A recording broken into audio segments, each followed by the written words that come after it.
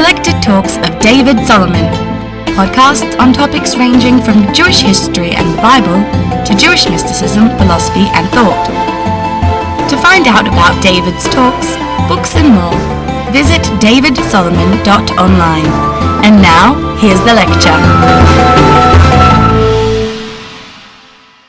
This is the last talk, and today, as you would recall from last week, we got basically to the point where the kingdom of Judah was destroyed, and its last king was taken very unceremoniously and quite humiliatingly into exile.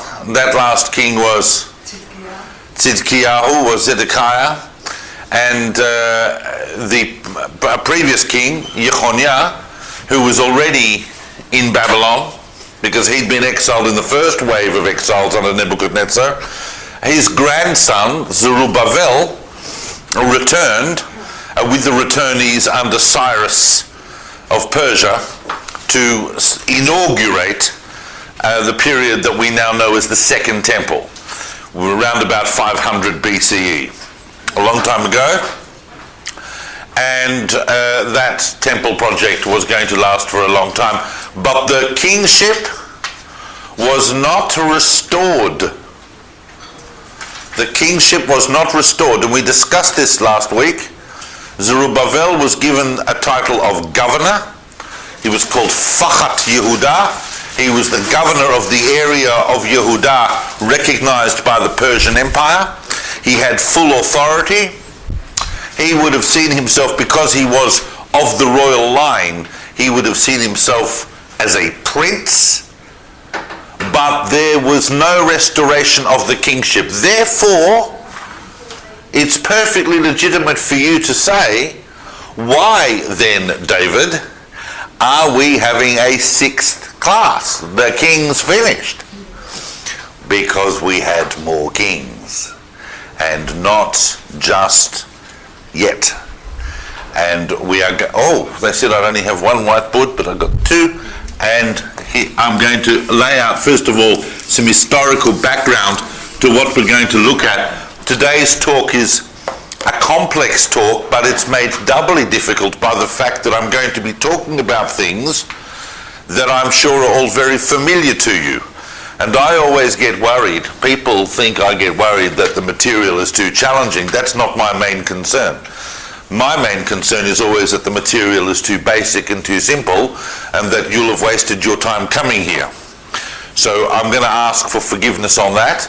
And if I say things that are too basic and too known, then tell me and we'll drive it further. But it's always helpful to refresh ourselves with an overall picture, because it is quite complex. So let's look first of all at the historical background to what led to the restoration of the kingship. And I'll prove to you that this is basic, because if I say to you all, on a scale of 1 to 10, 10 being, I'm a professor at Oxford on this subject, versus 1 meaning, I'm not even sure I've heard of that.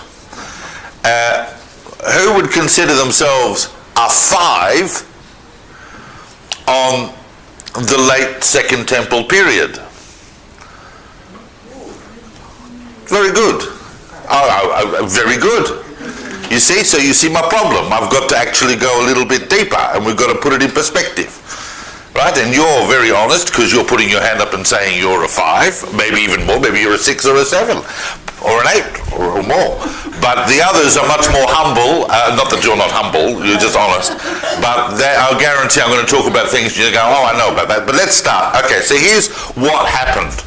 Here's what happened. First of all, I'm going to do a timeline that's going to be very uber, because I want to show this in a wider context, and then we will zoom in. I'm going to look at this period. We're going to call this minus 500, and we're going to call this 0. So minus 400, minus 300, minus 200, minus 100, and I need just to spend a few minutes going over things that we all know.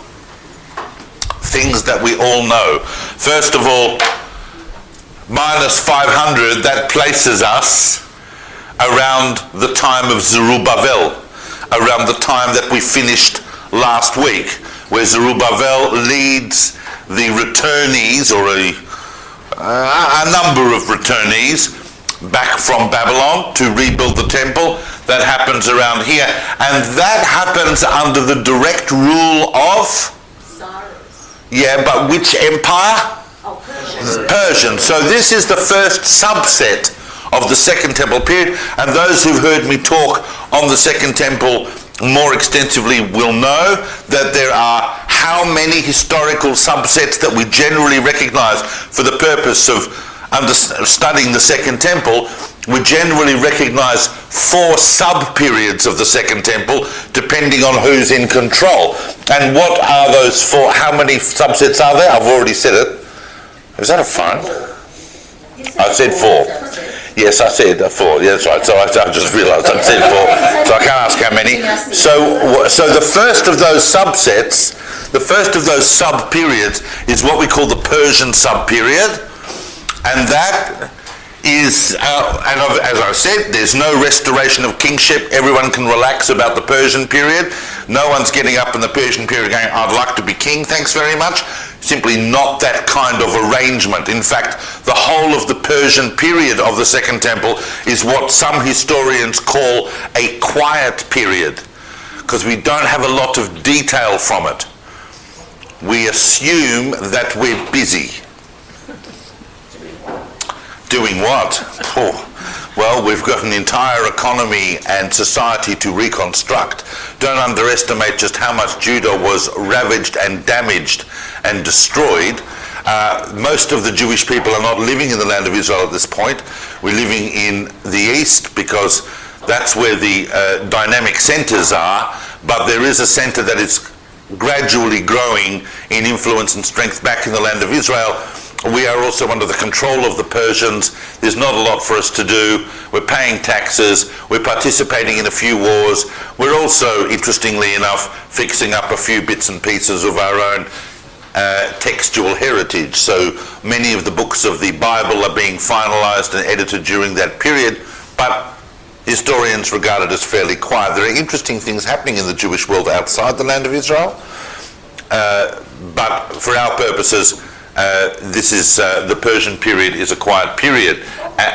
What would their living be mainly?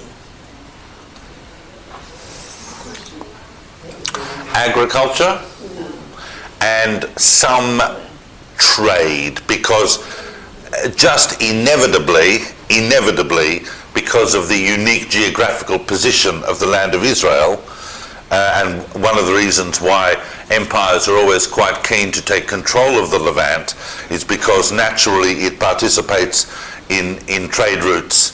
You have to go through there, or it's the easiest way to go through there if you're going from Egypt to Mesopotamia, to Syria, to Turkey.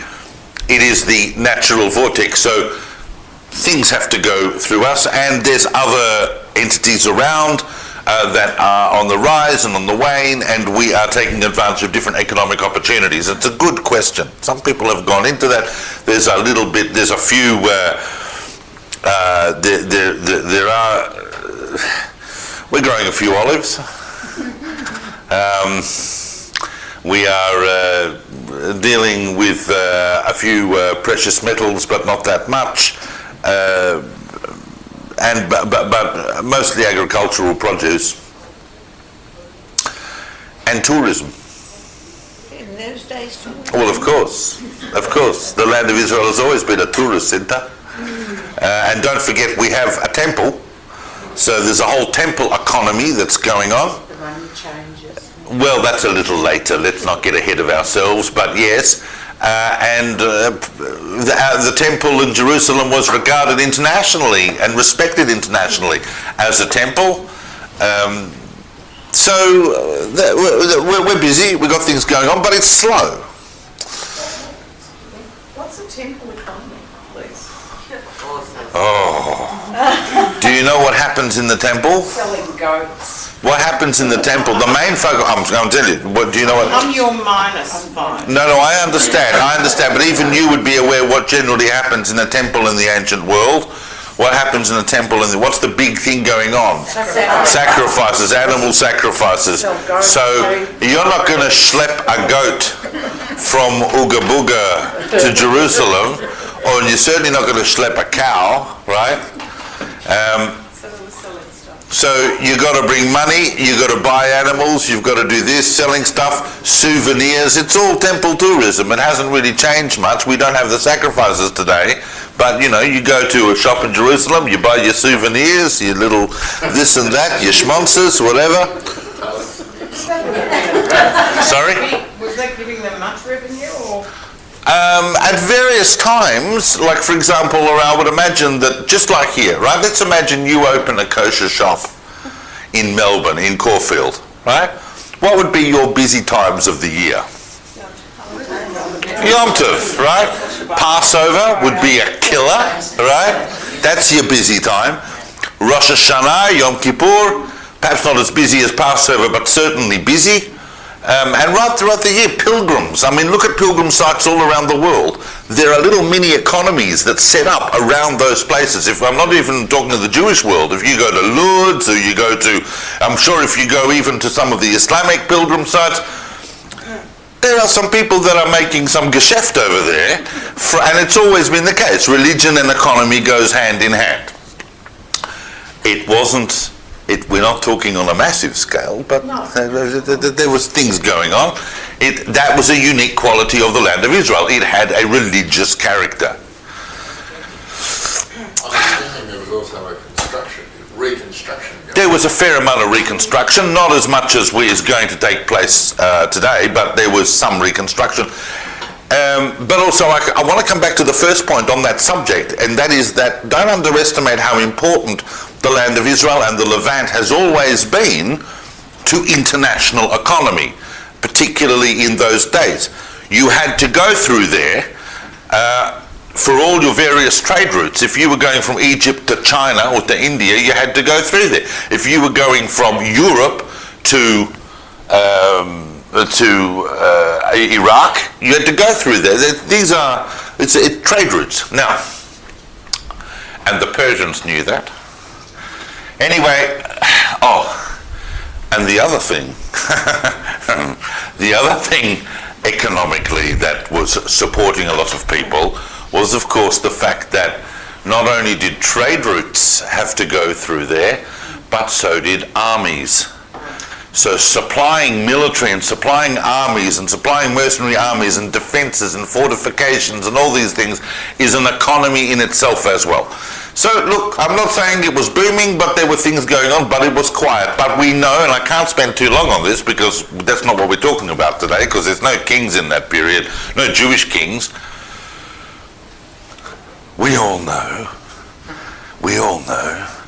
that the Persian period came crashing down very suddenly, and we are re-entering the world stage very dramatically because of all the events. So here's the Persian period, and then because of all the events that happen here. And the events that happen here change in around -320, -330, change the world fundamentally. And we are very much at the center of those changes. Now, those changes, of course, happen, and some of you are already nodding because you know what I'm talking about. Some of you are looking blank because you're not sure if you know what I'm talking about, but of course you do know what I'm talking about. I'm talking about Alexander the Great. I'm talking about the fact that Alexander basically took his army and conquered everything, and that included us, thus ushering in what we call the Greek period of the Second Temple. Now, the Greek period, when we say the Greeks, we're not technically talking about people walking around with souvlakis and And I'm very fond of the Greeks, but people can get the wrong conception. We are talking about really the phenomenon of Hellenism as an ideology, as a way of life, as a philosophy, as a total culture that was pervasive in everything.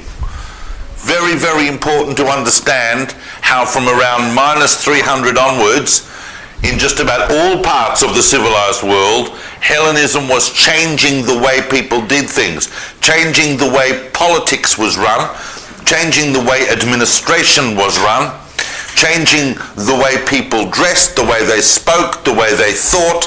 It was very, very trendy in the ancient world to be Hellenic. Suddenly this entire world, which had always been focused on the East, and if anything was happening that was interesting, it was either in the East or it was in Egypt. Yep. And these people over here really didn't even count.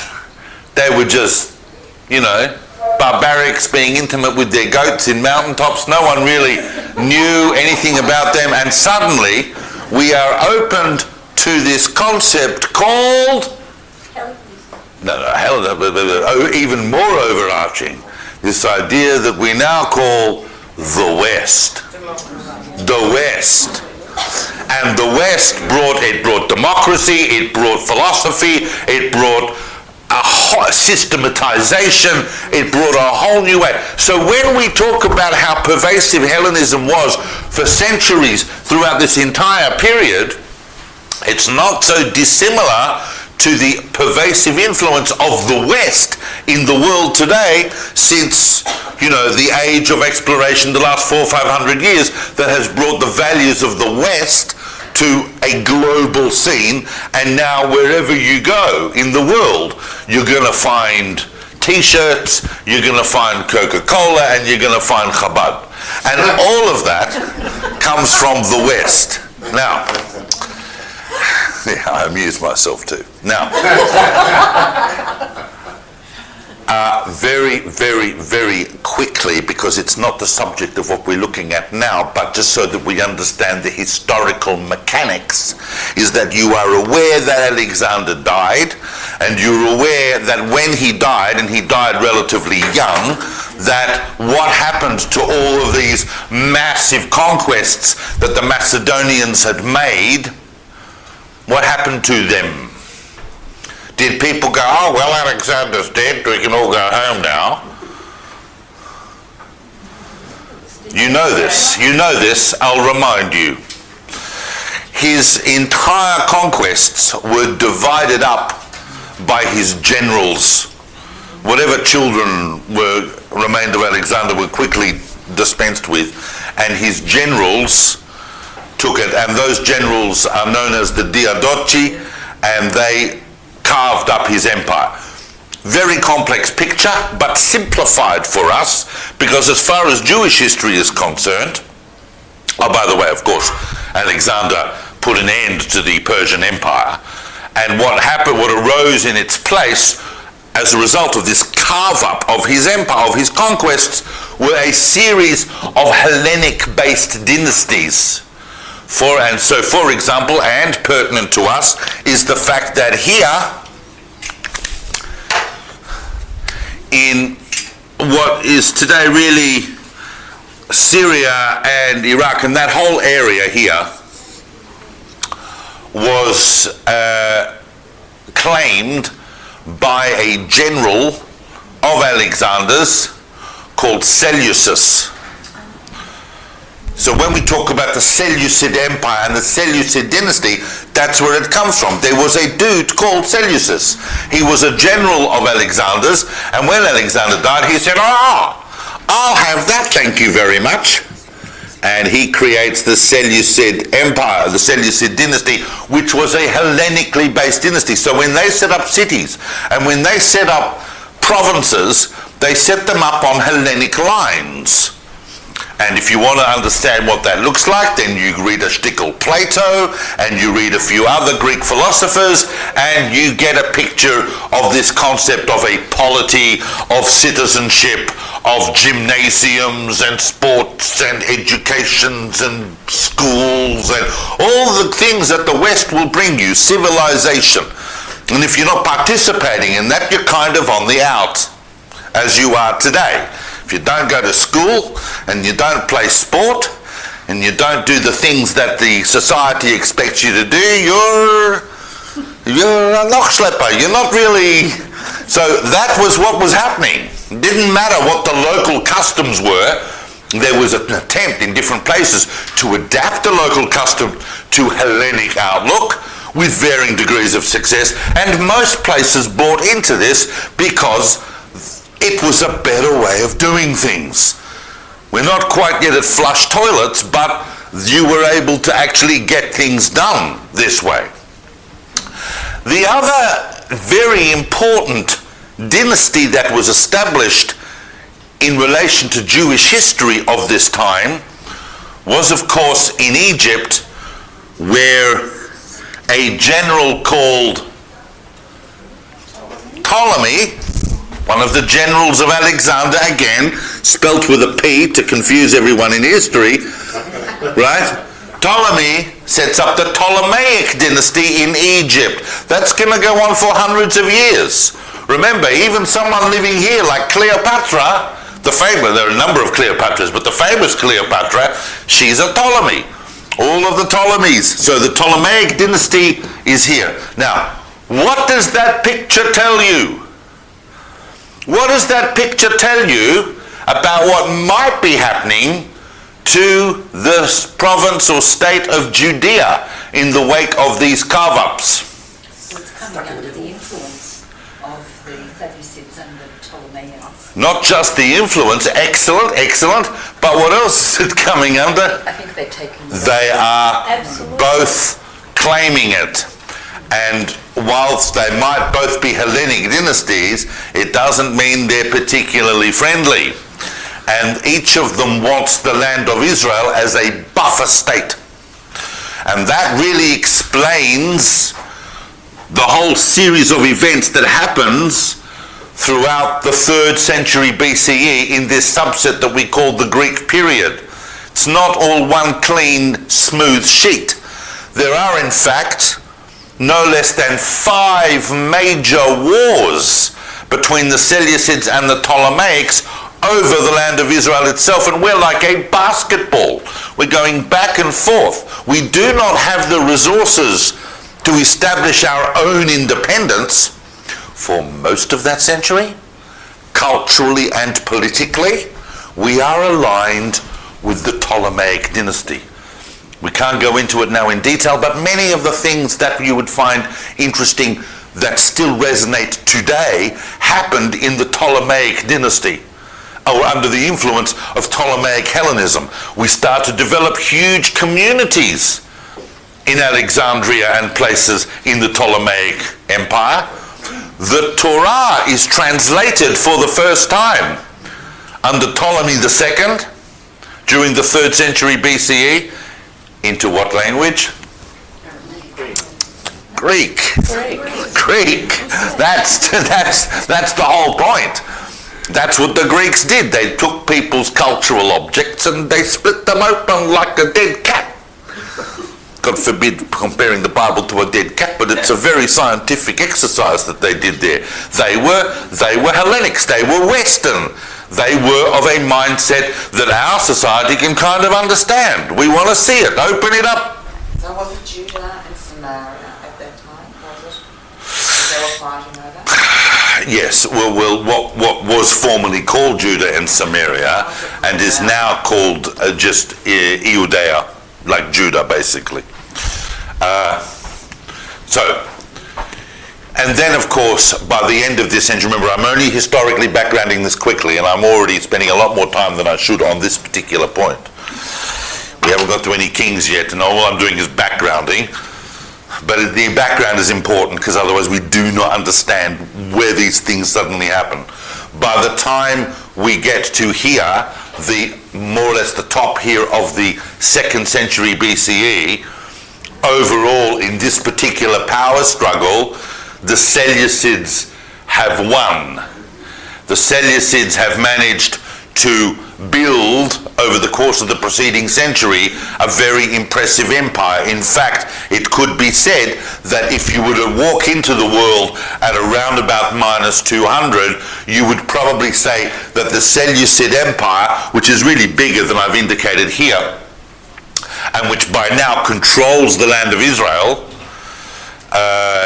is probably the most powerful empire around, and certainly the most sophisticated, and they were taking advantage of all, not only of their own Hellenic outlook, but of all the latest technological and military advances. The Seleucid phalanx as a military unit was unsurpassed in the ancient world, and was the most impressive military machine that had been seen to that point. They're not necessarily a global superpower, but in terms of this whole region, they were the masters. And Egypt, whilst maintaining, of course, its independence, had gone into something of a subdued form by the time we get to here. Now, at first, that was kind of okay, because the Seleucids, who were a little less Hamish than the Ptolemaics, nevertheless respected Jews and respected their cultural institutions. Antiochus III, for example, was a known supporter of the temple, donated to the temple, and made sure that his armies didn't ravage the temple, armies that were stationed in the land of Israel for control purposes. He wasn't beyond raiding temples, Antiochus III, but the temple of Jerusalem was a temple that he respected, and fairly extensive evidence shows that part of that was the result of very successful Jewish lobbying. When you see, I'm not kidding, I mean, some of you are smiling and I understand, I'll smile too, but I've got to tell you, Jewish history doesn't change in many ways. When you see high-powered Jewish lobbies in America or elsewhere who advocate on behalf of Israel, that's exactly the same story. And what you read in the papers is only a fraction of the smearing and the things that has to go on behind the scenes in order to maintain those relations. And that's basically what was happening here. We had lobbies in Egypt, we had lobbies in Seleucia, we had to keep things going. But none of that helps you when a madman comes into power. Because Antiochus IV was a total psycho. Yeah? He called himself Antiochus Epiphanes, the enlightened one, and we called him Antiochus Epimanes, the mad one. And he got up and he started saying, oh, I'm going to eradicate Judaism, the Jews are not Hellenic enough, decree after decree. And of course, that then led, as you all know, to the famous Maccabees and their whole Hanukkah story. Because always remember, despite what you were told at Sunday school, the big miracle of Hanukkah is not the candles. That was something, in fact, that a lot of scholars believe was kind of invented after. I'm not going to get into that discussion. I'm not going to say it didn't happen, but we don't have evidence of that happening. We do have evidence that it might have been introduced later as an attempt on behalf of certain classes of the sages who were trying to take away the military edge of the Hasmonean project. But the real miracle of Hanukkah was the military victory against an effective superpower. Because Judah Maccabi and his brothers and their followers fought a guerrilla war against a vastly superior army in terms and an occupying army in terms of technology, in terms of numbers, and they won. They won. There were a few examples in history where terrorism works. That period here, we're going to call the Greek. That's the Greek period. Yep. Or the Hellenic. This is the Persian. Now, just because our concept, our notion of the subset changes, doesn't mean that Hellenic influence went away. Once Hellenic influence arrived, once you get flush toilets, you might change your dynasty, but you're not going to get rid of your flush toilets, are you? So once Hellenism is around, it's around. But the ruling classes and the political structure and the sense of independence and the existential continuum shifts. And the Hasmoneans set up for the next 100 years an entirely independent Jewish republic. I say republic in inverted commas. We're going to look at what happens to that republic. That's why so many of the symbols of contemporary Israel today are derived from the Hasmonean period. The Hasmonean period is the model for the contemporary state of Israel in terms of its symbology and its ideology. It's very heavily reliant on its own military myth. I'm not using the word myth in terms of meaning not true. I'm just using the word in terms of an ideology. It also takes the same symbols. It sees itself as a fully independent republic, the way these guys is. Now, the story of the Maccabeans is complex. As you know, the fighting, the initial kind of predominant fighting, was under the command of Judah. An outstanding military strategist, and I have lectured elsewhere in detail on the Maccabean battles and wars, which are fascinating in themselves, using the geography of the land of Israel as a weapon against vastly superior forces, eventually carved out Jerusalem and the whole area as free of Seleucid occupation. But Judah was killed in -162, and they had only really just begun that project. The leadership was then assumed. It's not like I've said anything really. That's okay. 162, and then -162, and then the leadership of the Maccabean revolt. Because remember, it was just a family really that started it, a family of priests. Once they saw that pigs were being slaughtered in sacrifice in the temple to Zeus Olympus, they thought that's a little not kosher, and they had a massive revolt. When Judah was killed, who succeeded him as the head of the whole thing? His brother. Which brother? Jonathan. And Jonathan then took the next stages for around about the next 20 years, carving out more and more political independence. I'm hovercrafting over this. It's very, very complex. You can read it independently. There's a lot of back and forth, but eventually Jonathan manages to carve out a fairly strong and independent realm. And then when he dies, it's taken over by his brother. So yet another brother. We're not moving on to the next generation yet. And the last of those brothers to rule was, of course, no, Eleazar didn't rule. It was Shimon. And Shimon,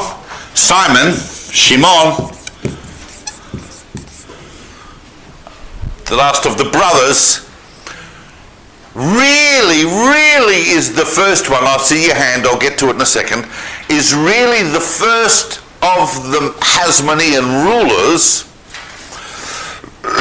and they're called Hasmoneans because that was basically their surname. The first of the Hasmonean rulers to be fully and completely independent of any other entity or force or invading, and be ruled over an area that started to look a bit like what we understand Israel looks like today. In other words, recapturing some of the territorial possessions that they would have had during the First Temple period. Simon is now in a position to start minting his own coins. He's actually a ruler, and he kind of sees himself as a prince. Once you have a completely independent entity and territory, and it's not belonging to any other kind of polity, you can say, well, we have a shtickle principality over here. Now, here's the really important part. Did you have a very, very, very quick question before I launch into this? Okay. Before we get beyond Simon, because now it's going to get... Simon is not a king. Doesn't call himself a king. But before we get on to that, what's important to understand is the historical mechanics part. Everything I've just said is really just laying the background for what I'm about to say now, and that is this. As we so often see, independence happens and can happen and does happen in a vacuum. In a vacuum. And what has created this vacuum? And what has created this vacuum is the rise of a new power. And this power, which is not yet directly involved with us, remember, like I said before, while the Assyrians are dancing around all over the place, there's this great big behemoth called Babylon, and while the Babylonians are dancing around, there's this huge behemoth called Persia on the horizon. Well, now, at this point in history, there's a ginormous behemoth that is arising into history. And that, of course, is Rome. And Rome is not yet directly involved here, but they are interested and they are engaged. And as Rome starts to expand and conquer this way, the big forces that exist in this period have to rise to meet it. So the Seleucids are engaged in their entire Western Front in acting as a wall against Rome, and they are having to plow a lot of resources into that. In fact, and once of course you have the Punic Wars and Carthage and all the rest of it, and can't go into that history right now. Carthage, by the way, and Hannibal, who the Seleucids supported and therefore kind of made themselves enemies with Rome, end up fighting wars with Rome, we spoke about Antiochus IV. Antiochus IV, as a young man, was held hostage by the Romans until his father paid ransom for him. Rome is sucking up the resources of the Seleucid Empire, and they have to take their eye off here. Egypt is no longer strong enough to control this area. Therefore, the early Hasmonean rulers are able to consolidate, and they're able to expand. And finally, by the time you get to Simon, and especially with the next generation of Hasmonean leaders, and the next generation of Hasmonean leaders, of course, there's one figure who's dominating over everyone, because he's going to take over after his father Shimon dies in 135 BCE. And remember that already Judah and Jonathan and Shimon had treaties with Rome. By the time we get to Judah, Maccabee had a treaty with Rome. By the time you get to Shimon, Judean independence as a principality is recognized by the Roman Senate. The Romans, if you go through the records of the Roman Senate, they are talking about the Hasmoneans ruling in this part of the region, and they were very happy to respect the independence of Judea and support it, because having them on side was extremely useful to have a friend in the Levant. When we talk about a period in history that is close to our own, and some people talk about the book of Judges, which I think has got tremendous similarities, and some people talk about 5th century Palestine, etc. But this period is really similar to our own. For Rome, read the United States. So the United States doesn't own Israel, but it supports it heavily because it is its friend in the Middle East. And that's what the Hasmoneans were for Rome at this stage. When Shimon dies in minus 135 BCE, his son takes over and rules as an ethnarch for the next 30 years. What's an ethnarch? Someone who is in charge of an ethnic entity. So what's the son's name? Obviously, I'm about to tell you. I just wanted to pause because I just wanted to establish who. I'm not just, when I do that, it's because I want people to realize I'm not just throwing out another name, I'm throwing out a big topic in history, which we're not going into, but I'm just laying this down. And before I tell you who that is, and because you all know who it is, but before I tell you who that is, remembering that Judah and his father, Matityahu, were priests. The Hasmoneans were Kohanim. So when we get to Jonathan, and when we get to someone who is definitively, politically, sees themselves virtually in the position of a prince and ruler, they are also a priest, they are also the high priest. The Hasmoneans saw their king or their principality as ruled by priests. It was a priestocracy. That word does not exist, I just made it up. But that's effectively what the Hasmoneans were.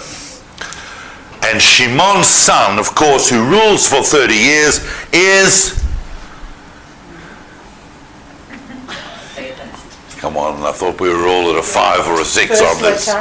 Okay, I'm not. It's not a guessing game. I'll tell you, because this person. We're not talking about it at length today, but extremely important in the transition is, of course, John Hyrcanus. Now, however, I'll do that in blue because it's not coming out clearly. John, who is known in Jewish sources, particularly the Talmud and other sources, as Yochanan Kohen Gadol. His name wasn't John, his name was Yochanan. But we know him as John Hyrcanus, because he was a very, very powerful ruler. And he expanded the borders of Israel considerably, had treaties with Rome, and turned it into probably the most respected king and powerful kingdom in the Middle East in the second half of the 2nd century. He couldn't be touched. Even the Sadducees couldn't come after him. The Egyptians couldn't come after him. The whole of the land of Israel was fortified. It was expanded. And we know famously about a couple of important decisions that he made. And one of them, probably the most famous thing that Yochanan Hyrcanus did,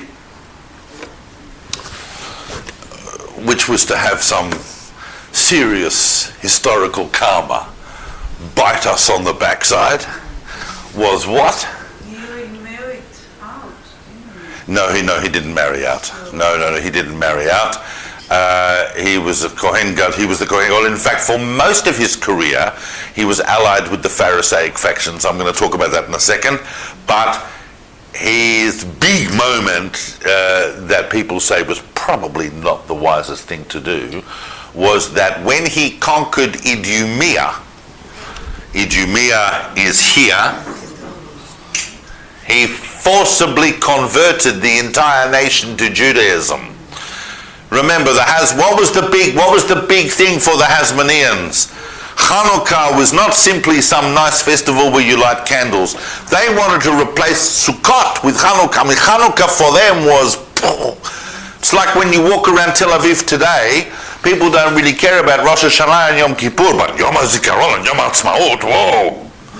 Right? Don't get upset at me for saying that, that's just the reality. But that's how it was for the Hasmoneans. Now, they forcibly converted the Idumeans. They circumcised all the men and they threw the entire nation in the River Jordan and said, you're now Jewish. That would be exactly like if we were to do that with every Palestinian on the West Bank today. Just say, we're going to solve this problem. Israel's going to be a Jewish state and you're all Jewish. So deal with it. Go out, buy your gefilte fish, light your candles on Shabbos, and everything will be fine. Some people say we should have done that in 67. Yep, now... So, when Yochanan Hyrcanus dies, and already it's kind of 1:15, and I now have to get through 6 kings in 15 minutes, so just hold on, because it's going to get a little fast from here, but now that we've laid that down. So, this situation is assisted by the vacuum created by the rise of Rome. Don't get confused. Rome is not yet here, but they are all over here. And that's causing a vacuum that allows people like Shimon and John Hyrcanus to establish this very, very powerful state called the Hasmonean Jewish Republic. And of course, that's good for the Jews. We get a lot of nachas out of that. You know, we got a strong army, we got a temple, we got a this, we got respect, people know, it's nice. John Hyrcanus dies in around -104, and he is succeeded by his son, also recognized by Rome as the successor to that. I mean, well, not that we needed Rome's accreditation, but it's a bit like today when the biggest governments and powers of the day say, we recognize that government. So John Hyrcanus was succeeded by, and it's very important not to get confused. And just before I tell you who he succeeded by, I just want to say one more thing, because this is important, because historical background, and you're going to get confused. This will allow me to talk about things in a more clear way. I've said this before, but I'm just going to spend a minute on this. You would be aware that during this period,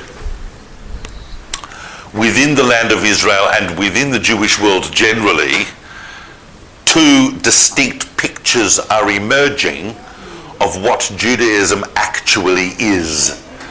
It's a little bit like today, right? You've got the Orthodox Haredi world on one hand, and you've got the progressive world on the other, and the lines are sometimes blurred, but they're 2 visions of what Judaism is. Today is mild and amateurish compared to the conflicts that were caused by these rifts back then. One faction was, of course, the Sadducees, the Tzdukim, who for several generations now, the house of Zadok, had taken over the running of the temple and regarded themselves as the true lineage of the priesthood, and believed that the priesthood and the temple was really what it was all about. Yes, all Jews were equal, but priests were more equal, because priests got to run the temple and the sacrifices and the purity, and that was the central issue going on.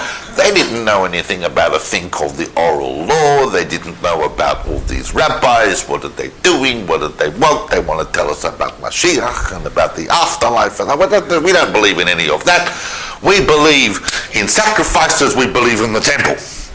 So the Sadducees were a big faction, and it's no wonder that by the time you get to these later Hasmonean leaders, like John Hyrcanus and his children, they're going to be more allied with the Sadducees, because the Sadducees are big into priests and the temple. But still, there are conflicts even between those. And the other big faction, of course, is the one that we don't call them, the New Testament called them this, but we kind of, adopt that term as well. The Prushim, or the Pharisees, and they are going to go on to take on the brand name of the rabbis. The Pharisees then are very, very similar to how you would understand your basic Orthodox Judaism today. They were very involved in the oral Torah. They were understanding it according to its minutiae, but they were applying it dynamically according to different sets of principles. Because we'd had an encounter with Hellenism, those principles had started to get systematized. We're not yet at the Mishnah or the Talmud, because everything is still oral, but we are starting to develop rules of hermeneutic engagement with text so that we can apply it. We're also transmitting collected precedent and oral law that is going to be taught to subsequent generations. These are the beginnings of what we now call Rabbinic Judaism. And these 2 are in conflict. And I'm going to come back to that in a moment, and that conflict is going to get intense, but it has already begun. John Hyrcanus has several children. However, he doesn't leave the ruling of Judea to any of them. He's very, very clear. He leaves it to his wife, Alexandra. Tov, Yafeh, Nichmad, very nice. He's left it to his wife. What a mensch. What a mensch. Yeah, but the problem is that after he died, he was dead. And he couldn't do anything to ensure that was going to happen. So right after he died, one of his sons called Judah Aristobulus. Now be very careful. Be very careful. These names of the Hasmoneans are going to get very complex. They start repeating themselves.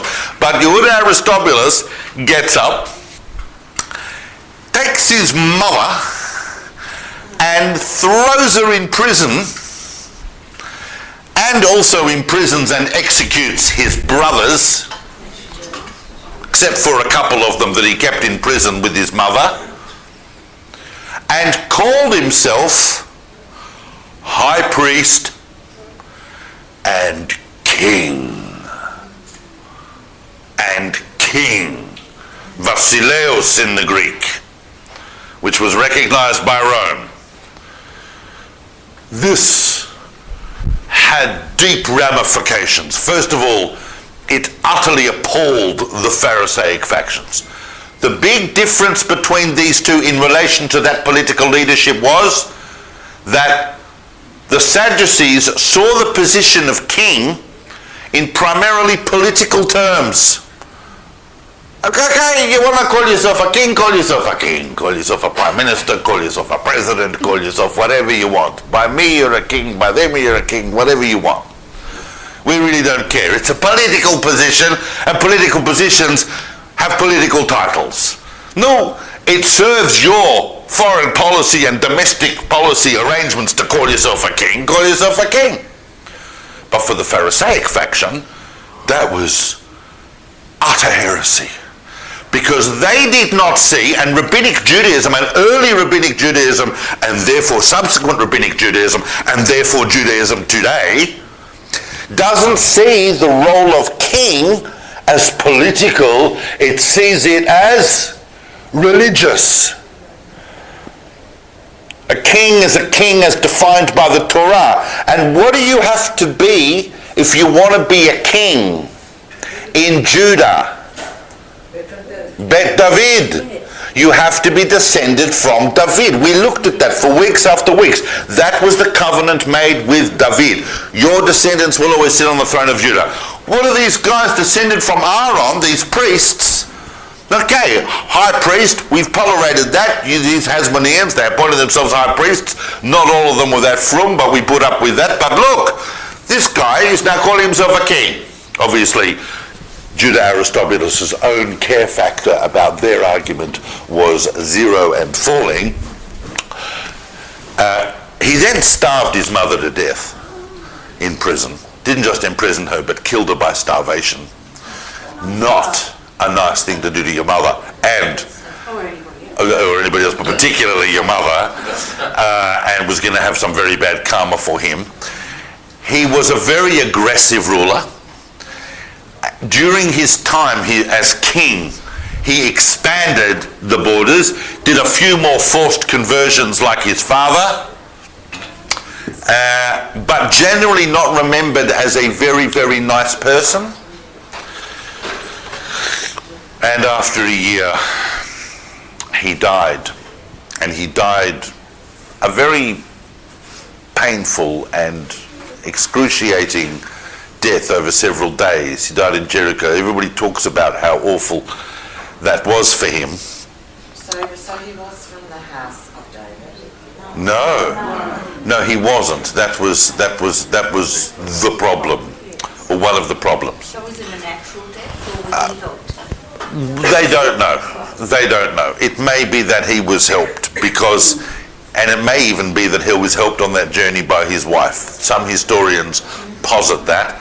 He was married to a woman that is going to figure big because that's Salome Alexander, and we're going to see more about her. In fact, I'm glad you raised her. Well, you didn't raise her, but I'm glad that you afforded the opportunity because she comes into the picture. Because what she then does is she goes and she frees the remaining brothers from prison, and she takes one brother and marries him, a levirate marriage, and he becomes king. So she effectively takes charge, liberates a brother, says you're going to be the king in your brother's stead, and I'm going to be your wife.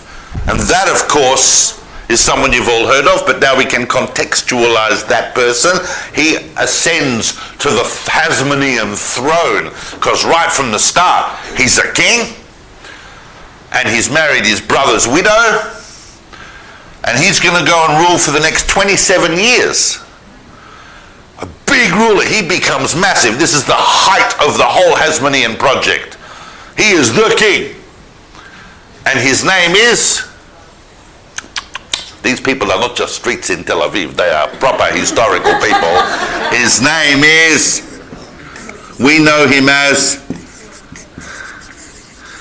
Alexander Yanai. Very, very powerful ruler. Respected by Rome, respected by everybody, and in fact even potentially had ambitions of creating a massive Judean empire that would have occupied the whole of the Levant. They got very ambitious, the Hasmoneans, by this time. Yeah, very quickly. Who's the person, the woman that released the brothers? Salome. We know her as Shlom Tzion. I'm going to be putting her name on the board in a moment. And Where was she from? I just didn't get where was she from? She was from Israel. Her lineage, I don't think was necessarily priestly. How did she get to release? She would have. How did she get to because he died? She didn't let anyone know that her husband had died until she liberated Alexander Yanai from prison and said, "Your brother's dead. I'm going to marry you and you're going to be king. How do you feel about that? Or would you rather stay in prison?" And I'm sure he said, "You know what? I think I'll take that option." Now, that's okay. That's okay. No, it's good to clarify. It's good to clarify. It's not the Salome with Herod. Oh, no. She's over here. We're here. Yeah, well, they're all related, but we're here. She's over here. Now, no, correct. Now, I'm running out of time, so I need to make sure we get through this. So just let me clarify this. There was a massive, and I want to focus in these talks on things that affect the kingship and our understanding of the concept of kingship. Because Alexander Yanai immediately ran into a problem, and that was that the Pharisees were very, very upset with him as well. Why were they upset with him?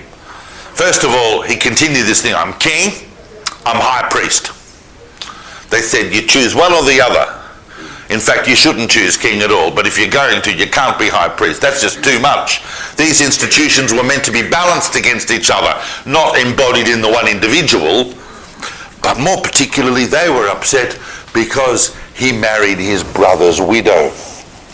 What's wrong with that? What's their problem?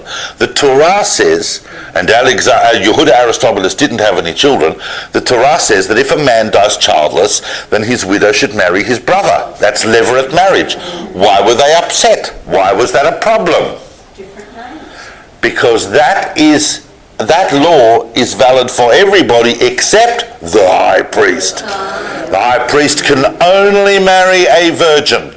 The high priest cannot marry a widow or a divorcee. I mean, no Kohen can, but only a virgin. So, that wasn't good. Anyway, so that then, by that stage, relations deteriorated significantly between the Hasmonean royalty and the whole of the Pharisaic faction. And the Pharisaic faction was not just a bunch of rabbis sitting in an ivory tower. The Pharisaic faction had a hold of influence over the wider population. They were far more influential. Sorry? Like Likud. Like what? Likud. Likud, I guess. But they, no, I'm not sure I'm going with that, but that's an interesting observation. They were far more connected with the general population than the priests. The priests were focused more in Jerusalem and the temple, and the Pharisaic faction in various degrees. So, in other words, by alienating the Pharisees, they were alienating the population. But moreover, Alexander Yanai's own wife,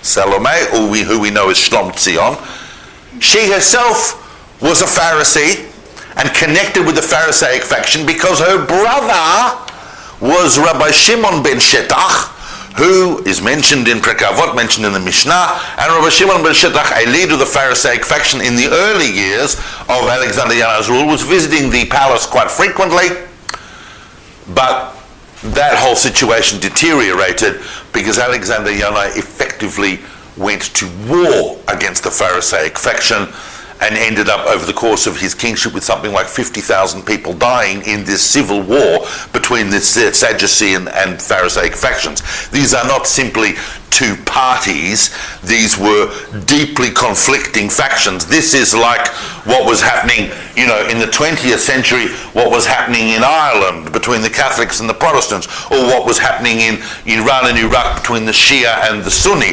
This is Judaism's moment of working out whether or not they're going to go through history with this violent rift inside their world. Alexander Yanai decided that was not going to happen because the Sadduceans were going to win it. Very, very aggressive king, very, very powerful king, but died in around minus 76. And in the last couple of years of his reign, things had not been going so well. They had, like so many expanders, had found that you actually need some quite serious resources to hold on to your conquests. And so some of the smaller ethnic entities that had been conquered started to break free. Plus, we're now seeing a kind of a shift in politics here. Rome is getting more and more interested in what's happening in the Levant. They're getting more interested in Egypt. They're getting more interested in this whole area. They're not yet here under Alexander Yanai, but they're not far away. When Alexander Yanai dies, he and Shlom Tzion had a few children, and there were two sons. There were two sons. Now don't get confused. The two sons were called, wait for it, the two sons were called John Hyrcanus the second and Judah Aristobulus the second. All right? And neither of those were ready or qualified to rule Alexander Yanai's impressive and extensive kingdom. Therefore, now I know that normally I'll have a break now. I'm just going to go for a few more minutes because because otherwise I won't get through it, and I'm going to speed up now. I don't want to confuse people, and that's why I will put slow, but I've got to move on. Famously, Alexander Yanai's kingdom on his deathbed said, neither of my two sons are really ready or qualified to take this on, therefore I'm leaving it to my wife. And eventually, Shlom Tzion, Salome, Shlom Tzion ascends to the throne. That's the next Jewish queen that we have. She rules for 9 years. And I've lectured on her before when we did the big women's series. I talked about her extensively, and also when we've done the Second Temple period. But Everybody agrees. You can read the Talmud, you can read Josephus, you can read all of the historians that are close to that period and are documenting these events very, very carefully. Everybody agrees. The Sadducees, the Pharisees, everybody. Her rule was brilliant. Absolutely outstanding. Only about a decade, but the first thing she did was a massive reconciliation of the Pharisees and the Sadducees by saying to the Pharisees, her own faction that she was allied with, we are going to have a state funeral for my husband, a guy who had waged war against the Pharisees for decades. We are going to have a state funeral for him, and you are going to come and you are going to pay respect, because he was a king and a ruler. And the compensation is that I'm going to restack the Sanhedrin, the judicial body that was advising her, with mostly Pharisees. But we're going to allow the Sadducees to run the temple, and the Pharisees are going to run the court systems, and everybody's going to be respectful, and everybody's going to get on, and everybody's going to play nice. And she did that for 9 years, and the rabbis tell us, in the Talmud, I mean just by way of, you don't take this literally, that it was so good that it started affecting nature. So that fruit and vegetables actually grew bigger during her time on the throne, but tragically she died in minus 67, and then what happened, and once again we have to take a break, and after this I have to speak about others. After Shlom Tzion is when, which really, I mean, the one lesson we learn from Shlom Tzion's tenure on the throne is that maybe at the end of this 6-week course, the real lesson is we should never have had kings in the first, we should only have queens. Well, we had 2 big queens, one was really evil, one was really good. We finished on a better note. Shlom Tzion is succeeded by John Hyrcanus II, but he's only on the throne as high priest and king for 3 months before his brother comes with a whole bunch of archiparchim and mercenaries and things, deposes him. Judah Aristobulus II deposes him, and then John Hyrcanus goes and he gets himself allied with the Nabateans down here, and he gets an army and he comes back and he tries to depose Judah Aristobulus, sitting on the throne for 3 years, and they're locked in this civil war. These 2 brothers, these 2 sons of Shlom Tzion and Alexander are locked in a civil war, and we don't know which way it's going to go. And it's all messy, and it's all over the place. Judah Aristobulus is calling himself king and high priest. John Hyrcanus is running around with an army going, oh, I'm the true king, I'm the older brother, I'm the high priest. There's a fight, everyone's locked in the hole. There's got these structures in Jerusalem, people are holding up in them, blah, blah, armies here, there, and suddenly Pompey marches into Syria in minus 63. 4 years after Shlom Tzion died. And that's a very, very, very, very big moment in history. Because suddenly Pompey goes, oh, I'm in Syria. I know what's next door. And people go, and there were 3 major delegations went to Pompey. One on behalf of Hyrcanus, one on behalf of Judah Aristobulus, and a 3rd delegation that was saying, can we please have something else? Can you please come in here and help us sort this out, because we can't continue, we're locked in this civil war. Please put your phone on silent. I'm not up to where I want to get up to. We have to have a break because I think people need it, right? When we come back, I'm going to finish this particular section and we'll go through what I need to go through, because I know where I have to get up to, and we're going to make it, all right? But please, let's not be too long. So what happened was, the short of it, it's very complicated. I'm not going into the complexity, but the short of it is that Pompey I've got 40 minutes to do the next thing, so I really need, we're going to have to keep questions to a minimum, and I am going to try and be as clear as possible. Our focus is on understanding what happened to the concept of kingship during this period. But Pompey basically decides in favour of John Hyrcanus II, but doesn't allow him to adopt the title of king, and calls him ethnarch, a term that we've discussed. Says you have total control over this ethnicity. Now what this ethnicity means, however, is quite an extensive matter, because remember I said, it's so parallel to today, the Hasmonean kingdom. What had happened was, during the times of the Hasmonean kings, and historians are actually realizing more about this now, particularly during John Hyrcanus, and especially under Alexander Yanai, and Yanai, of course, wasn't his real, we call him Yanai, he was called Yanai, but it's actually Jonathan. Under his rule, and Alexander shows you that the Hellenistic influence is still around, Jews were repopulating areas. It wasn't just about military conquests.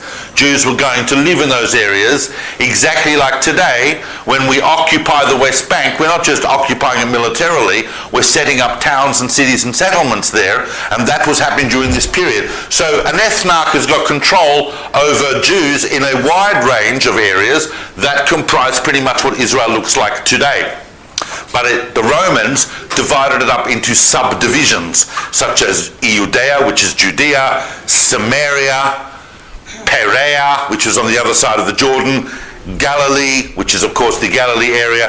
These four main areas were the areas that were under the control of John Hyrcanus for a period of around about 20 years as a client province, principality type province, not a kingdom, of the Romans. The Romans had a unique system of client provinces that would in some cases be ruled by locals, in other cases by Roman prefects, but in many cases by locals. And that's what Judea was for that 20-year period. Judah Aristobulus II had been taken away to Rome, but his son came back.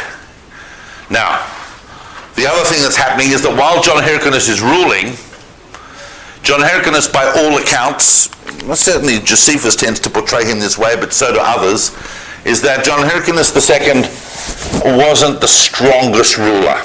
He was, as the usual, Hasmonean ambitions, but he wasn't the most effective administrator. What worked for him, however, was that he had a mate who was an extremely effective administrator and a strong man who himself did not have the ability to claim power because he wasn't connected to anything that looked like a Jewish lineage to speak of, but he was extremely powerful and had got on very well with the Roman overlords and with everybody else. I don't know how you could make an analogy of that, someone who is a clear power figure behind the ruler. Steve Bannon, his wife. At the France, the American that was sent to France during the time. Not to France, but an example might be someone like MacArthur in Japan, right? But MacArthur was American. I mean, Johann Hyrcanus II was Jewish. He was a Hasmonean, son of Alexander Yanai, but he had this very, very strong administrator who was an Idumean. And remember what I'd said about the Idumeans? The Idumeans had been converted by his grandfather, by John Hyrcanus I. So he was Idumean's friend. The friend was Idumean, the powerful friend who basically ran the country and the army for John Hyrcanus was a man called Antipater. Now, and what happened, however, 20 years go by, 23 years more or less, until we get to round about the year 40. And Antipater and Johannan Hyrcanus are deposed by Judah Aristobulus' son, who has gone to the east to the Parthians, who are at war with Rome. Very big empire that's going. I mean, Persia had kind of reconstituted itself by this time. This is 300 years after Alexander had busted the original Persian Empire, but now they reconstituted as the Parthians, and they're at war with Rome. So Yehuda Aristobulus' son Antigonus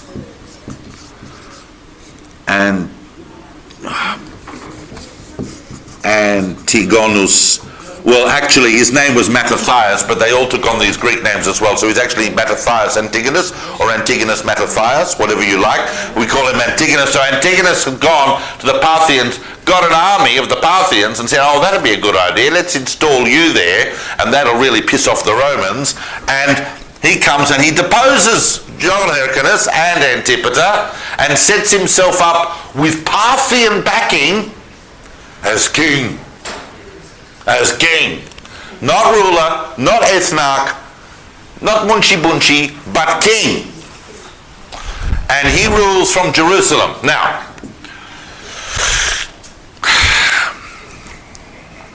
by this time, Antipater is kind of at the end of his career, and not as strong as he was, obviously. He couldn't defend against this, but he does have a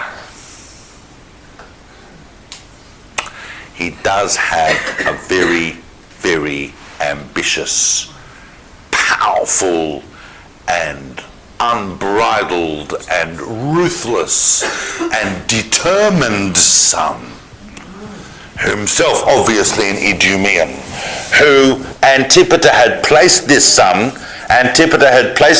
already some years before as the governor of Galilee, where this son had proven that he knew how to tax and he knew how to rule effectively. No one liked him, but everybody said the dude knows how to rule. He knows how to get things done. Where did he rule from? He was appointed governor of Galilee by his father. When Antigonus came with the Parthian army and deposed John Hyrcanus II, this son of Antipater, whose name was Herod, where did he go?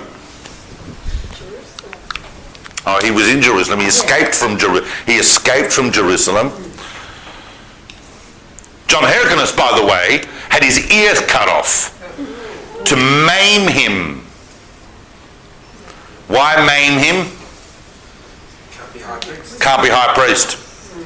And he was exiled to Babylonia. Yehuda Aristobulus had been exiled to Rome when Pompey came through 20 years earlier. Antigonus, with his Parthian army, exiled John Hyrcanus. Antipater died in that whole struggle. But where did Herod go? Oh yeah, he's just the son of Antipater at this stage. He was a governor of Galilee, Rome. Now, what's been going on in Rome? Well, what's been going on in Rome?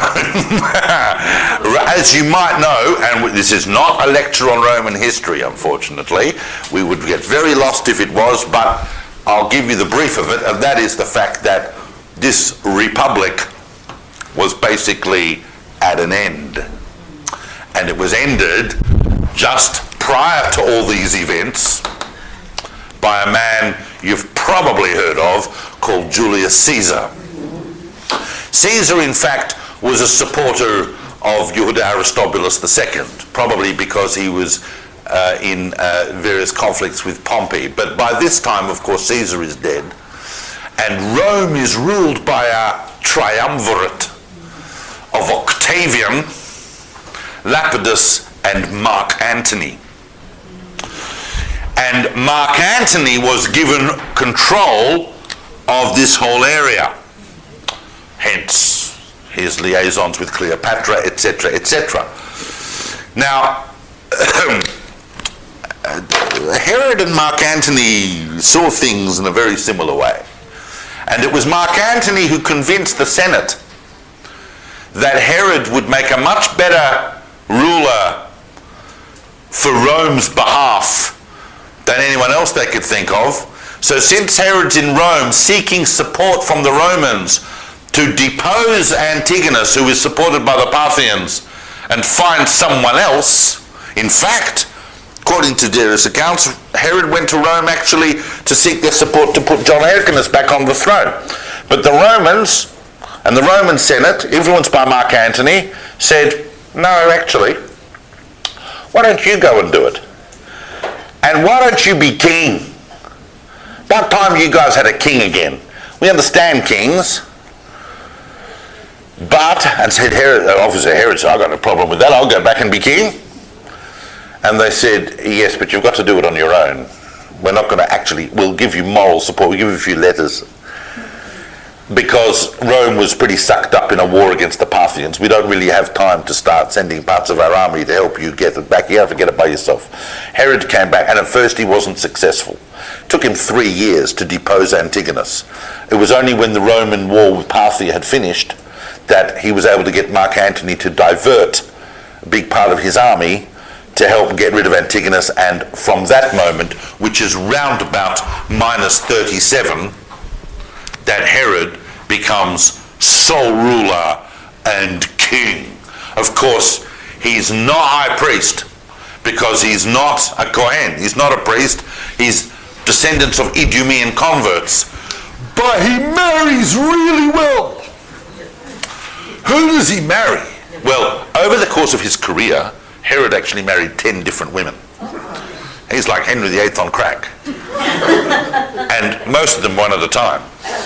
He was already married to a woman called Doris, but he got rid of Doris when he realized that he had a fantastic opportunity to consolidate his claim on ruling Judea. And who did he marry? Miriam.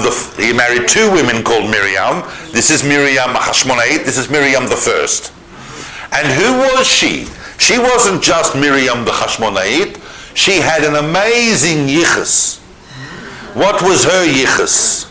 Her yichus was basically that she was born as the result of an attempt to create a pact of peace between the 2 warring factions of John Hyrcanus and Yehuda Aristobulus, because Yehuda Aristobulus' son married John Hyrcanus' daughter. They made that pact in order to try and mend the civil war, and the daughter born from that marriage was Miriam the Hasmonean. And what better person should Herod, and apart from that, by all accounts, she was a real stunner. So, win-win for Herod. Well, except for one thing, of course, is that Herod was totally smitten with her, totally in love with her, and also loved with the idea that he was married to the great scion of the Hasmonean dynasty, which would consolidate his claim. Problem being what?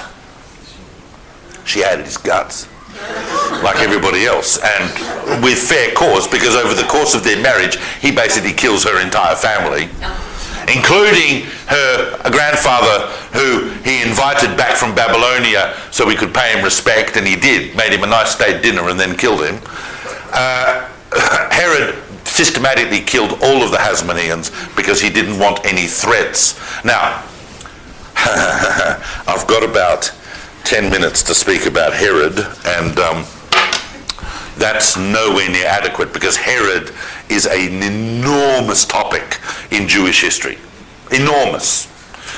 He's going to rule for the next nearly 40 years, and he's going to do so much, and he's going to be so influential, but we do have to spend some time on him to understand what he understood about the concept of a king. First of all, this divides these Second Temple kings into 2 basic dynasties. It's not the same dynasty.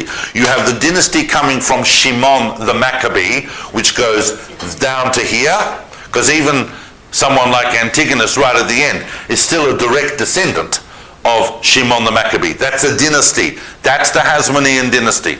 I've left out all of those who weren't called king officially. Even John Hyrcanus was called king, but only for 3 months, but they're all there. But once you get to here, Herod establishes his own dynasty, which we call the Herodian dynasty.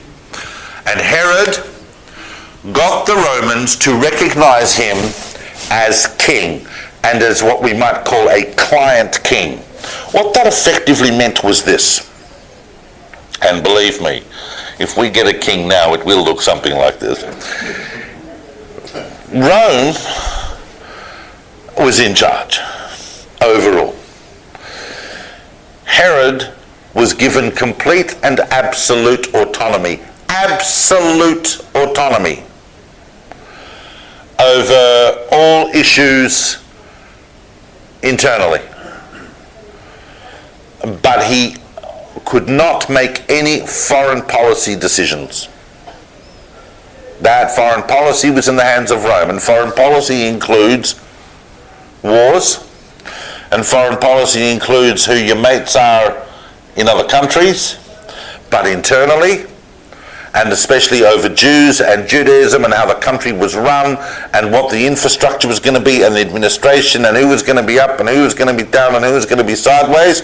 He was a complete and absolute dictator. Even a strong institution which had now, the Pharisaic faction had now revived after the ravages of Alexander Yanai, but even they, with all of their popular influence, were only ever, the Sanhedrin was only ever a suggestive body to Herod.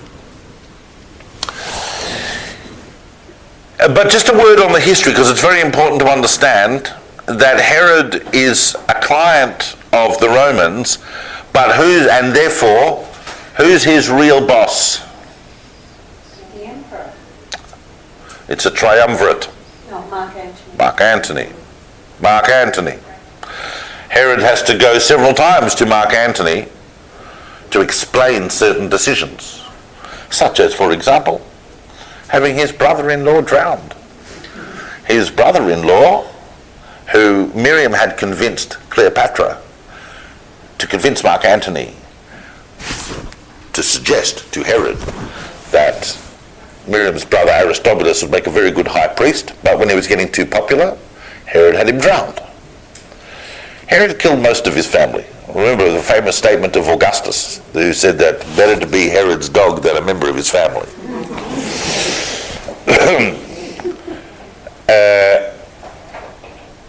And then, as you would know, because I know that all of you are going to score a 7 or 8 on Roman history of the triumvirate period, you know what happens. You know what happens to Mark Antony, and you know what happens at the Battle of Actium. Yes? Okay, I'll remind you. Octavian and Mark Antony went to war. Very, very big war. Antony was sitting in Egypt with Cleopatra, although he was technically married to Octavian's sister back in Rome. That wasn't necessarily the cause for war, but it was one of the reasons. Anyway, they went to massive war, and this was for control of the Roman Empire, and ultimately Mark Antony lost. He lost famously at the Battle of Actium in -31. That shifted the whole power dynamic, predominantly meaning that Octavian was now solely in charge of the Roman Empire, and he then went on to take on the brand name of Augustus. Augustus and Octavian, same person. After Actium, Octavian/Augustus is the only ruler, and he's going to rule for a long, long time. So Herod had backed Mark Antony, and following the Battle of Actium, then had to go and present himself to Octavian on the full understanding that unless he made a very, very good argument as to why he should be left where he is, he wasn't going to survive that experience. And Herod made that excellent, excellent argument, which Octavian bought. The argument was basically, when Mark Antony was my boss, I was loyal to him. If I had switched sides to back you, you wouldn't trust me now. You're my boss, I'm loyal to you because I value loyalty to Rome above any other value. So if you're Rome, that's who I'm loyal to. Octavian brought that. Plus the fact that Herod said that there is no one capable of providing Rome with the taxation and tribute and goods that I can do. I control this area. Give it to anyone else and you'll have to get involved fixing it up. I control that and I can be completely loyal to you. So, not only does Augustus buy that argument, but Augustus becomes probably Herod's biggest supporter politically. And once you've got the support of someone like Augustus, who was the greatest emperor the world had seen, so great in fact that the Roman Empire made him divine and ruled everything, then Herod, as a client kingdom, was completely doing what he wanted. And he did. Herod, of course, launched himself into perpetuating his name through history. The whole reason we're talking about Herod so much today, and why when you go to Israel, what does your tour guide say? Oh, that was built by Herod. Oh, Herod built that. Oh, yes, that's Herodian. Oh, yes, Herod. And by the time you've been in Israel a week, you go around feeling very clever. You go, oh, I recognise that's Herodian stone, right? Herod built, well, first of all, he redid Masada, and he did a whole winter palace over there that's very famous. He built Caesarea. He built two places called Herodian, and his big project, the temple. Now Herod was clever about this because he knew that if he was to rebuild the temple against the advice of the Pharisaic factions, who by now were very, very deeply embedded in the public, that he would have riots on his hands, he'd have a civil war. So he actually rebuilt it with the advice of the Pharisaic faction. He followed halakha. He employed 1,000 priests to build the inner parts of the temple so that nothing sacred would be compromised. And they put up curtains, they put up all sorts of kinds of things so that it would privacy and respect, the temple services could still go on. This renovation lasted for decades. It was massive renovation. But what he did, you might have heard about it, was he created these massive retaining walls and built a huge platform that is still the largest remaining platform in the ancient world, bar none. And he built on it a renovated temple that was the most magnificent religious structure in the world of its day. It was technologically amazing. It's so amazing that platform is still there 2,000 years later, and one of those retaining walls we call the Kotel. But Herod was a brutal leader. No opposition was tolerated. People were thrown in jail summarily and even executed for even voicing the idea that there might have been someone else that would be better to be ruling over them. Everything was about subservience to Rome, and everything was about the fact that I'm in charge. Because if I'm not in charge of you lot, you'll become a rabble. Not necessarily wrong, but nevertheless he was brutal. As I said, killed most of his family. But there were times when he supported the public. There was a notable famine in around minus 25 BCE, and Herod took out of his own personal royal funds in order to support the populace and so on, but kept the tributes to Rome. Everything was about Rome. When he completed the rebuilding of the temple, and all the rabbis and everyone and all the Pharisees and the Sadducees and everyone was going, oh, good job, Herod, well done. Well done, you've rebuilt the temple, a lot of nachas, we're all very proud, right? Looks better like the MCG, like it's a massive thing. What did he do? He said, there's one more thing I need to do. We need to put a giant Roman eagle, a big golden Roman eagle on the front doors of the temple, so that everybody should know that we belong to Rome. And they went, oh no, Herod, don't do that. You've done such a marvelous job. Why would you do that? But he said, why am I doing that? Because I'm Herod. And because that's what we do. And so he put this Roman eagle on. And then, of course, a number of people took it upon themselves to take down the Roman eagle and destroy it, at which point Herod, basically one of the very, very last things he did was organise for those people, those young men, 2 young men, to be found and publicly burnt, and all the supporters of those people executed, because he truly believed that Rome is the surest and safest destiny for the Jewish people. His role as a king was to guide the people in their loyalty and subservience to Rome. Rome never had a better friend than Herod. It would be like, if you can imagine a situation where, say, for example, Israel would have a prime minister that would go and kiss the American president's tuchus every Monday and Thursday, right?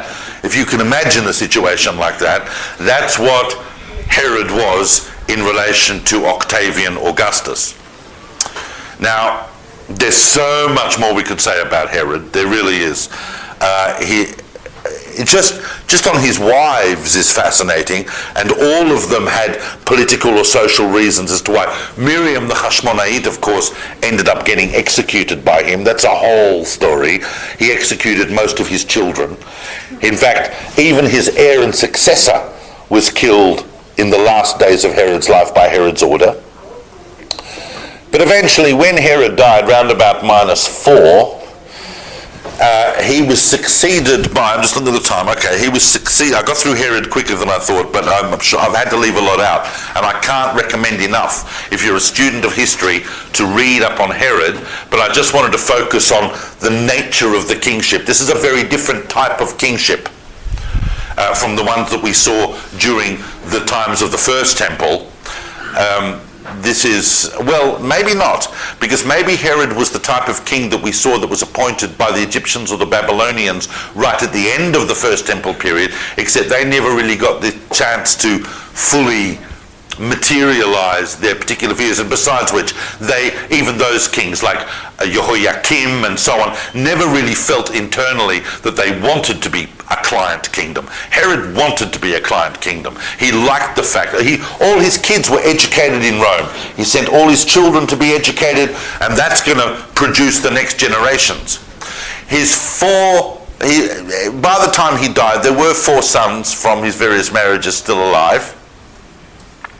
He had executed not only Miriam, he'd also executed her sons who came back from Rome and were extremely popular, and Herod said, I can't have these popular grandchildren wandering around, killed them. But he did have 4 sons remaining, and so the area was more or less divided up under them. Herod, Archelaus and Philip and these different people. Not all of whom were necessarily halakhically Jewish, I might add, but none of them were appointed king because Octavian had made it clear that his relationship was with Herod. So that relationship meant that he would respect Herod's children enough to allow them to take over the administration, but they were only going to have the position of tetrarch. A tetrarch means that you are basically an ethnarch, but there's 4 of you, so we're going to divide it all up between you. Very cumbersome system, and in fact, over the next few years, a couple of those were removed by Augustus.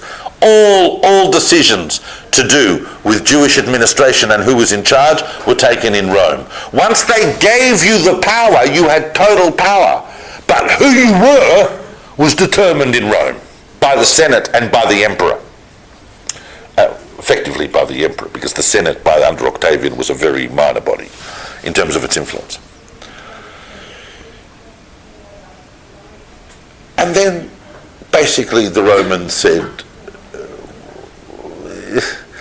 the Herodians have a kind of status within Jewish society, so we'll recognize that status to some extent, but we're not going to actually give them any real power. Neither foreign nor domestic. We are in fact going to rule Judea directly. By now the Romans realize, once we enter into 1st century, we've turned the corner. After 0, from our perspective, they didn't call that 0.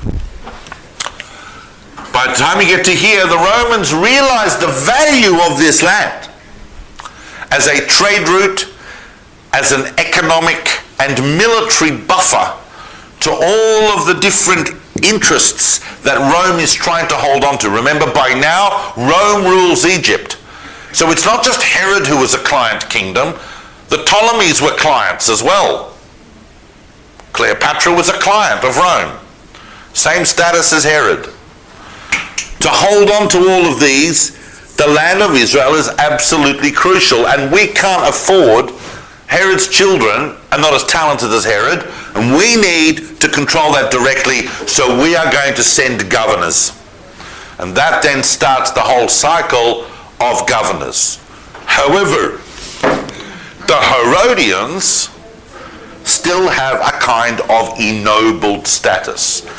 Their dad, their granddad was a king, so we're going to give covet to them. Herod's grandchildren are still being sent to Rome for their education. You follow?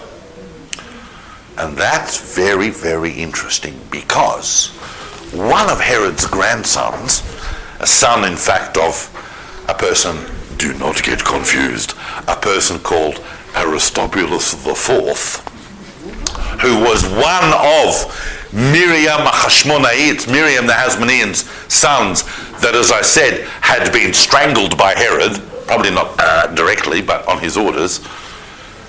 One of his sons was educated in Rome at a perfect time. At a perfect time.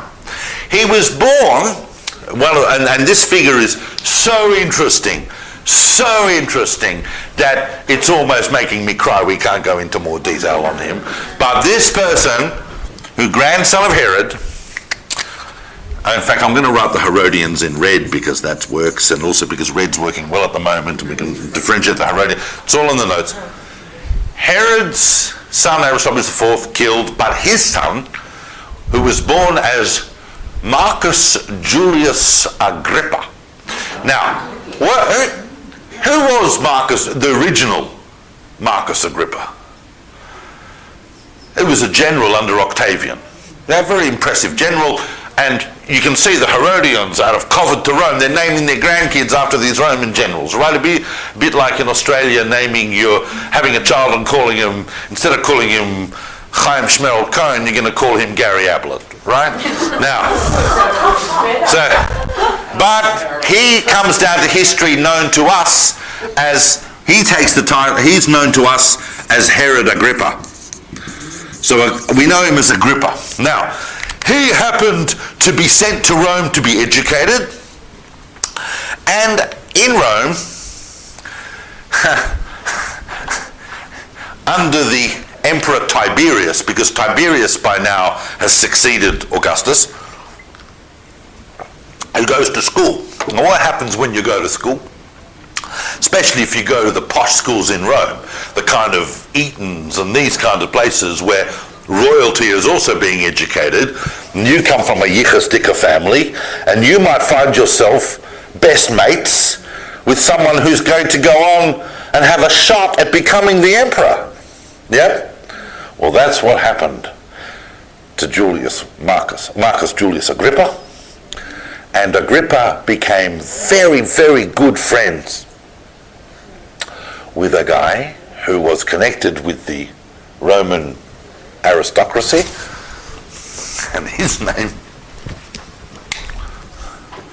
was Gaius. And we know him now as Gaius Caligula. And Caligula came to the throne in around 37. Now, by which time Agrippa had been back in Judea for a while. He had to leave Rome because although he'd hung around in Rome for a while, he'd got into a bit of bother financially. He was a bit of a player, and he'd got into some debts, and he had to leave Rome, and it wasn't that nice, it wasn't that pleasant. And back in Judea, he also got into a bit of trouble here and there. He wasn't like a bad person, but he was just perhaps a little bit what we might call dissolute with his own personal arrangements. And eventually he finds himself back in Rome seeking some help to sort out some different financial issues. And lo and behold, his mate from school is now the emperor. And not just any emperor, he's Caligula. So he's like, oh, I'm Caligula. Now the thing you've got to realize about Caligula is that Caligula was nuts. And nuts on crack. And Caligula, in fact, decided that he wasn't going to wait until he was dead to be pronounced as divine by the Senate. He decided that if it's going to happen then, it may as well happen now. So Caligula saw himself as divine and total ruler, and said to Agrippa, I think we can make some arrangements over here. Your grandfather was a big king, and the Romans recognized him as king. You're his son's son. Can you imagine that? Your father was executed by your grandfather. I mean, why don't you go and back to Judea and become king? Now, Agrippa comes back to Judea in around about 37, 38, and he's not given everything. Gaius liked him, and he was a mate, but he gave him a few areas, but didn't give him Jerusalem, didn't give him Judea, but gave him a few areas in the north, and said, see how you go with that. And he went very well with that. Agrippa found that he had a natural affiliation with the people, almost the absolute opposite from his grandfather. He wasn't really into fortifying and building. He did a bit of it, but Agrippa's real thing, a real skill he found was in public relations and getting on with people. The people loved him. The rabbis loved him. The priest, he said, what does it say in Deuteronomy that the king has to walk around with a Sefer Torah and read it once a year? Once a year at Sukkot, the king has to open up the Torah and read it, the book of Deuteronomy, to the people. Let's do that. And a famous story recorded by Josephus by the Talmud, and I think Josephus records this as well, that at a certain point Agrippa came to Jerusalem and said, I think we should do this, and he got up and they gave the Torah to the high priest, and the high priest hands it to the king, and they said to the king, you're the king, so it's great that you're doing this, but you can sit. And he goes, no, I'm going to stand. And he stood and read the whole thing standing, which they just thought was absolutely... In other words, you can see in Agrippa that he is doing different things. You know, he only ever eat kosher, and he was outward. Don't know what he was doing in the palace, but outwardly, he was from. And then, don't know if you heard about it, but Caligula died. Not well, but Caligula, this was after Caligula had already attempted the famous decree that I've spoken about elsewhere, the decree of his own divinity, where he decided that a statue of him had to be placed in every religious building throughout the Roman Empire. And of course, we sent massive delegations. Philo, the philosopher from Alexandria, headed the main delegation coming from the Gola, that from the diaspora, that went to Rome to plead. It's called, and you can read it now, it's still one of the classics of Jewish lobbying, and it's called the Delegation to Gaius, because they basically said to Caligula, if you do this, everybody in the land of Israel is going to kill themselves before they allow you to put a statue of yourself inside the Holy of Holies. And Caligula's basic response was, and? It was, however, Agrippa himself travelled to Rome in order to try and get Caligula. Different accounts as to how successful he was. Overall, he got it delayed, but it wasn't successful because Caligula was hell-bent on doing this, and it was only as the statue already made was on its way from Damascus to Jerusalem to be installed that Caligula died. Big Yontif for us, the 22nd of Shvat, which we celebrated for many years. We celebrate the Yahrzeit of Caligula. That meant that Agrippa was in Rome when they had to appoint a new emperor. This is a whole new world stage for a Jewish king. And he has a huge hand politically in supporting and consolidating the position of the person that was going to go and succeed Caligula as emperor of the Roman Empire. That, of course, was Trajan's not till the next century. No. It's Claudius. Nero? No, not Nero yet. Claudius. And because of Agrippa's help, Claudius says to Agrippa, why don't you go back and not only become a shtickle king, become a big king? And he gives him the whole thing. Judea, Samaria, Perea, Galilee, take it all. So Agrippa I, this incredibly popular, pro-Roman, but nevertheless extremely pro-Jewish king, who everybody loved, comes back and he's king. And he's got the backing of Rome. Unfortunately, it only lasted for 3 years. Because in 44, he died. And he died young, and he was only in his 50s, but he died suddenly in what was a very, very suspicious circumstances. We don't really know what happened exactly, but it was very, very tragic. Very, very tragic. A bit like when we talked about Josiah, this king that everybody loved and that was just going to turn the place around. Had he lived, many of the great tragedies that were going to unfold over the next 30 years could have been avoided. Many of them. And there were plenty. Because there was very little more tragic than what happened over the next few decades. His son, he had several children, but his son, who we know as Herod Agrippa II, succeeded, but the Romans were not going to. Their relationship was personal with Agrippa, and they only gave the son a smaller area, which did include Jerusalem. But he also wasn't taken seriously. No one took the son seriously. He, of course, also had a daughter, one of the most famous women in Jewish history, Julia Crispina Berenice, who ended up having a massive love affair with Titus. You can read all about it. It's a whole thing. It's a novel and a story and a whole thing in itself. She was a daughter of Agrippa and a sister of Agrippa II.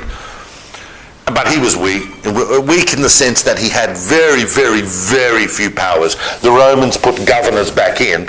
He was king in name, but it's like, you're king over North Caulfield, basically. And, every time you step out of there, we don't really, So he could intercede on certain things. He was actually had a fair bit to do with early Christianity, because by now Christianity, the early church is starting to pump up, and he had a few things to do with Paul and other people, but overall he was a fairly emasculated king. And when the big revolt broke out, and that would be another subject if you haven't heard about the big revolt that happened in 66 that led to the destruction of the temple, well, I can't help you there now. But when the big revolt broke out in 66, the people actually chased Agrippa and his family, Herod Agrippa II and his family. They expelled them. This huge long saga that we've looked at for 6 weeks, which starts with all the people coming together to say, let's have a king, ends with the population rising up and expelling their own king as the Romans' armies of Vespasian and Titus are coming towards them. Where does Agrippa go? He, of course, goes over to Vespasian's camp and says, I'm a supporter of Rome. So he even ends up, at the end of the day, the king of Israel ends up basically going over to the side of the enemy. He, of course, would not necessarily have seen them as the enemy. They, of course, he's a Herodian king, so he would have seen Rome as the solution, not the problem. The problem was all these Jews he had to rule over who didn't want or believe or understand what the importance of Roman rule was, and but by then it was way too late. He and his family were, that was the last of the Herodian kings. He ended up going back to Rome and living out his days in Rome, where the Romans still called him king, gave him a little bit of COVID over there, but basically the whole thing was ended. That is the story of the kingship of the Jewish people. We have not had a king since Herod Agrippa II, because the conditions by which we should have a king have not yet arisen or been met. However, if you look at our own time, and if you understand history and understand the way the patterns in history seem strangely to recur on both the wider geopolitical level and internally, and we know, and you know sitting there now, you know whether you want to agree with me or not, whether you want to believe it or not, you do know that the great American Republic will not last forever. It will at some point, not next week, maybe not the next 50 or 100 years, but at some point it will dissolve into some other political form, probably a type of empire or dictatorship. If that happens, when that happens, and who knows, with the rise of China and with the rise of other world entities and a global culture, what that will mean for the land of Israel and the Jewish people in the land of Israel. But I'll here to tell you now, at some point as well, just as sure as that will happen, we will see kings again. And we will see people rise up from within the Jewish people who will make a claim on the throne of Israel because the historical conditions are correct. One of the things that they would do well to learn, and I hope you're listening to this in the future, one of the things that they would do well to learn would be to understand that it never ever ends well when you start playing geopolitics with other countries.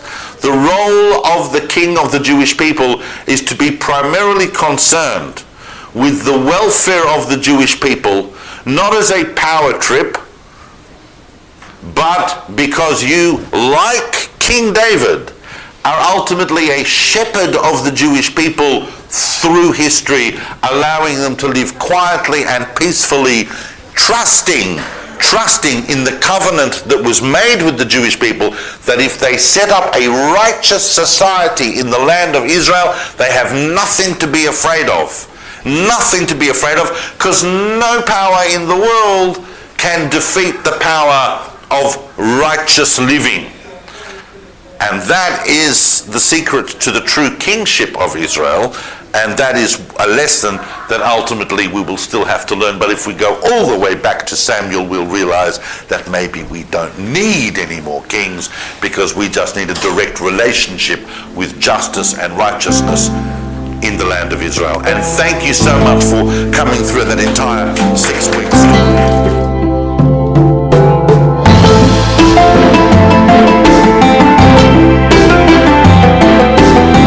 Thank you for listening. To find out more about David Solomon's books, recordings and classes, or to support his work and teachings for just a few dollars a month, visit davidsolomon.online.